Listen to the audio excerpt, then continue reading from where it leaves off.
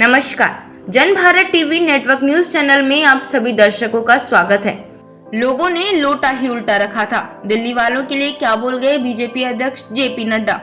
दिल्ली सरकार के अस्पतालों में 1388 नर्सिंग व 41 सहायक चिकित्सा सहित कुल 1429 कर्मचारी स्थायी तौर पर नियुक्त किए गए हैं। दिल्ली अधीनस्थ सेवा चयन बोर्ड द्वारा बाकायदा ऑनलाइन परीक्षा लेकर उन नर्सिंग कर्मचारियों की नियुक्ति की गई है।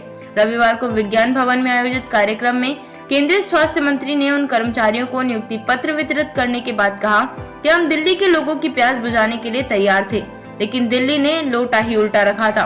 20 फरवरी को सरकार बदलकर दिल्ली ने लोटा सीधा किया तो आयुष्मान भारत प्रधानमंत्री जन आरोग्य योजना, प्रधानमंत्री आयुष्मान भारत स्वास्थ्य अवसंरचना मिशन सहित सभी रुकी परियोजनाएं शुरू हो गयी। उन्होंने कहा कि केंद्र सरकार ने पीएम ABHIM के तहत दिल्ली में 1139 आयुष्मान आरोग्य मंदिर, 9 क्रिटिकल केयर ब्लॉक और 11 एकीकृत जन स्वास्थ्य लैब शुरू करने के लिए 1700 करोड़ का फंड की स्वीकृति दी थी। अगले वर्ष 31 मार्च को यह योजना समाप्त हो जाएगी, लेकिन आम आदमी पार्टी की पिछली दिल्ली सरकार ने योजना लागू नहीं की। अब रेखा गुप्ता सरकार पर 8 माह में योजना पूरा करने की जिम्मेदारी है। उन्होंने इस योजना के फंड का ठीक से उपयोग करने की सलाह दी है। उन्होंने सभी सांसद, मंत्री व विधायकों को दिल्ली में टीबी को खत्म करने का टास्क देते हुए अधिक संक्रमण वाले इलाकों में बीमारी की रोकथाम के लिए विशेष अभियान चलाने की अपील की और कहा कि टीबी को खत्म करना बहुत बड़ी चुनौती, दिल्ली में भी इसे चुनौती के रूप में लें।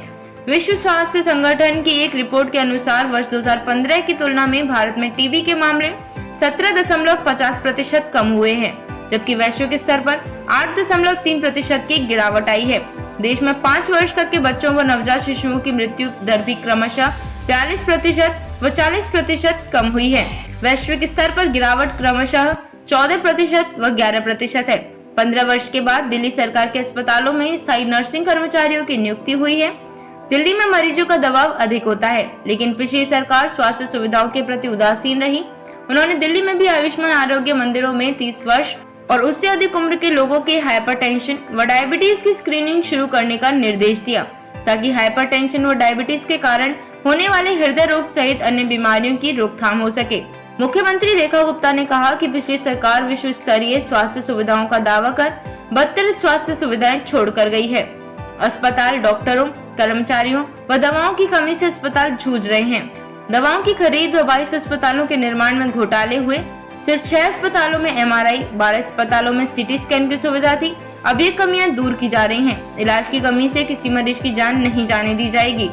आज की खबर में बस इतना ही। मिलते हैं अगली खबर में। देखते रहिए जन Bharat TV network news channel.